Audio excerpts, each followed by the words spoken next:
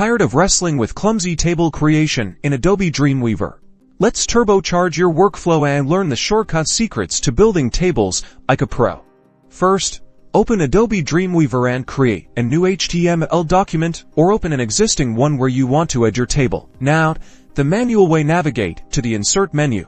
Then select Table. A dialog box pops up where you could manually specify rows, columns, width, borders, and so on, but we're taking the shortcut route. Close the dialog. The key shortcut is utilizing basic HTML table tags directly in the code view or split view.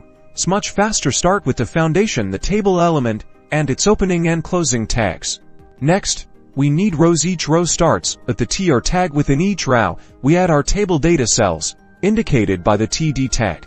Add as many rows and cells as needed for your table structure. Remember to close each tag properly. We're adding in more rows and cells, and adding content to create a basic table structure. Now, switch to the design view to see your table come alive, and feel free to go back and forth until it looks right. Adjust the width and height, or any of the different settings within the code to apply styling.